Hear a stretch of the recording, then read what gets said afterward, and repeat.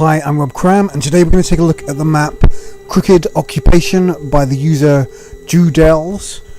Now, as we're going to look at it from the outside, it's really a completely interior style map. You've got the two spawn points well separated. As you can see, it's kind of like a facility. So we'll just jump in from the outside here. Not that that's where you're going to start, and I see there's no real spawn points added on the outside, so this is an optional area. So we'll just jump in from the outside and just have a look around at the kind of close quarters, two-tiered combat that you can have on the inside. So we'll jump in here. So you've got the upper area, which you can kind of it's very tight.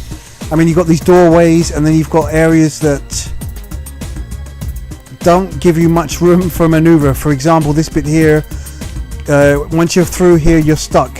You're going to get bombed or grenaded if you're not careful. So you've got to make sure you move through the air quite quickly. I like this vent over here, which connects the upper walkways in one of the warehouses, which is quite cool. But again, your movement is very slow here. A few grenades tossed in here and you're going to be destroyed, but it does connect the areas quite well together. Here you can obviously climb up the ladders, so there's a fair bit of cover here in this kind of warehouse section. You can move through to a bit more of an open area, and then you've got the long corridors and further rooms as well. You can drop down from upstairs into this room. So it's got some nice kind of mixture of areas here to mess around with. And here's the other entrance again from that side. We'll go up to the opposing entrance from the outside, and you enter this kind of open space area. It's not too much cover, but there's a little bits of cover just in case you want to camp and catch someone unawares as they run past you. Again, that's whether that's a good tactic or not is debatable, but it's in the game. So it's quite a cool map. It's it's tight. I think it's good for a fast-paced kind of map. It's not too big. I think it'll be easy to find the other players. You're not going to be running around for a long time trying to hunt down the other players unless they're camping, and even if they are, there's not that many places to sit and camp.